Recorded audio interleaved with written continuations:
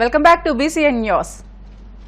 నడి సముద్రంలో ప్రాణాలు గుప్పెట్లో పెట్టుకుని తమ జీవితాలపై ఆశలు వదులుకుని 10 రోజులుగా బోటుపైనే గడుపుతున్న 10 మంది తమిళ మత్స్యకారులను అధికారులు రక్షించారు. 10 రోజులుగా 20 టన్నుల ఫిషింగ్ బోట్ తమిళనాడు నుంచి బయలుదేరి ఇంజిన్ చెడిపోవడంతో అలల్లో చిక్కుకుని కాకినాడ తీరానికి సుమారు 290 నాటికల్ మైల్స్ దూరం కొట్టుకుపోయింది.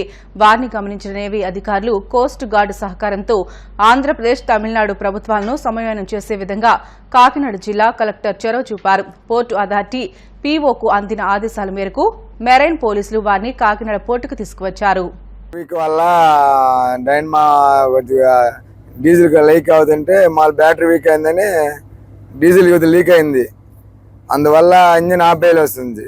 ఇంజిన్ ఆపేయాలి వస్తే బ్యాటరీ వీక్ అయిపోయింది. ముందుగా తెలియలేదు, చూశాను కానీ ఆగిపోయింది.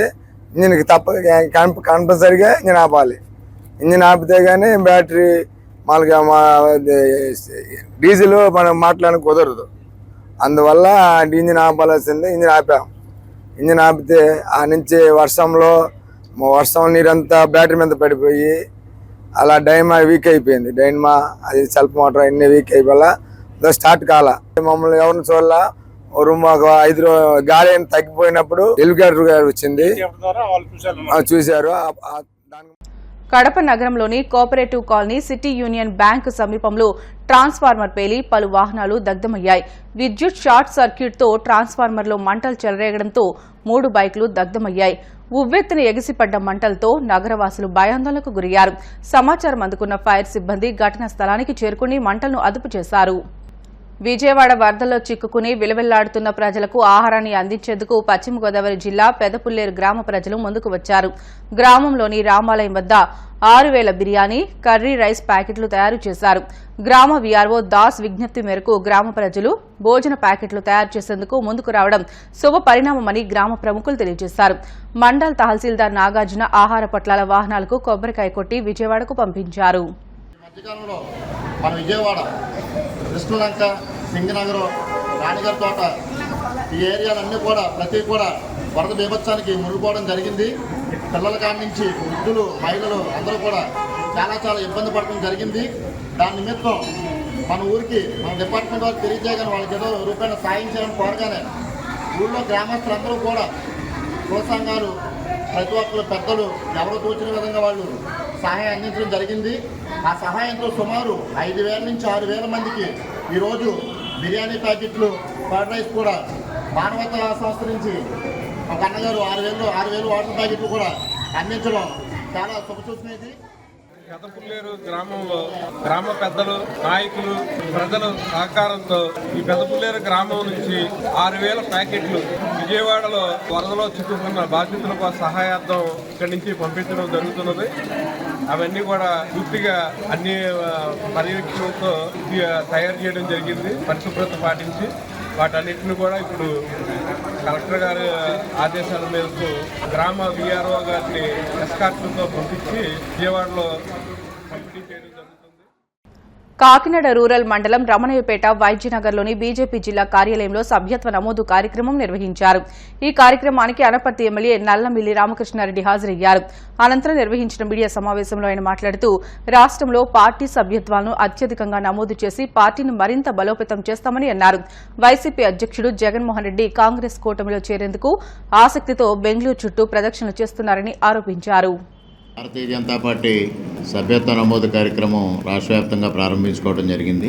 ప్రపంచంలో అతి ఎక్కువ మంది కార్యకర్తలు కలిగిన, సభ్యత్వం కలిగిన పార్టీగా ఇవాళ భారతీయ జనతా పార్టీ ప్రపంచంలోనూ ఒక రికార్డు సాధించింది. ప్రతి 3 సంవత్సరాలకు ఒకసారి సభ్యత్వ నమోదు జరగడం, ప్రతి 6 సంవత్సరాలకి ఉన్న సభ్యత్వాలన్నీ రద్దయిపోయి మరలా నూతనంగా చేసుకోవడం. దానిలో భాగంగానే ఇప్పుడు సెప్టెంబర్ 2024 నుంచి సభ్యత్వ నమోదు కార్యక్రమాన్ని భారతీయ జనతా పార్టీ చేపట్టడం జరిగింది. ఇవాళ దేశవ్యాప్తంగా అనూహ్యమైన స్పందన భారతీయ జనతా పార్టీకి వస్తూ ఉంది.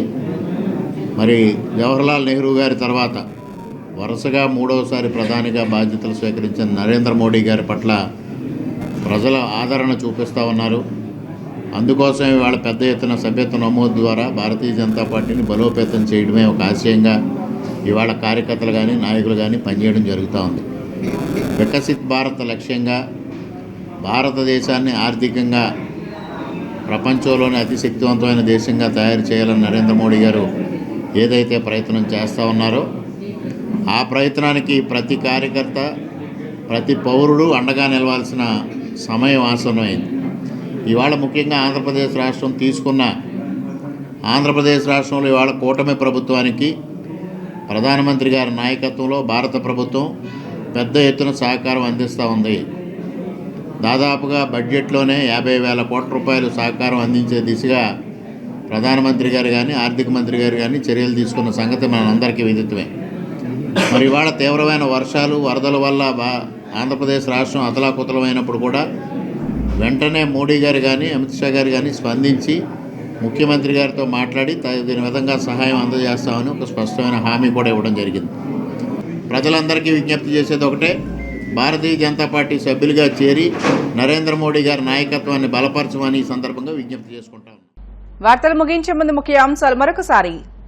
ప్రకృతి వైపరీత్యాలు సంభవించినప్పుడు అన్ని పార్టీలు కలిసి ప్రజలకు మేలు జరిగే విధంగా కృషి చేయాలే తప్ప రాజకీయాలు మాట్లాడడం సబబు కాదు. జగన్ కు హితో పలికిన కేంద్ర సహాయ మంత్రి శ్రీనివాస్ వర్మ.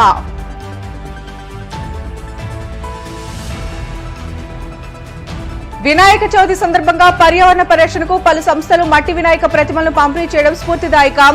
పశ్చిమ గోదావరి జిల్లా కలెక్టర్ నాగరాణి, ఎమ్మెల్యే అంజిబాబు.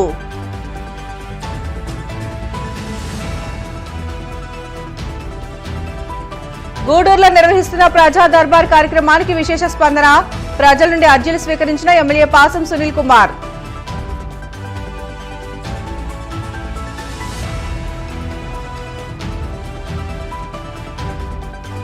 తెలుగు రాష్ట్రాలను వేడని వానలు.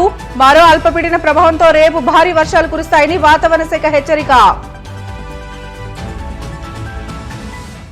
ఇవి ఇప్పటివరకు బులెటిన్లోని అప్డేట్స్. మరిన్ని వార్తల కోసం BCN digital YouTube channel, Facebook page ని ఫాలో అవ్వండి. అప్డేట్ వార్తల కోసం ప్లీజ్ డూ సబ్స్క్రైబ్.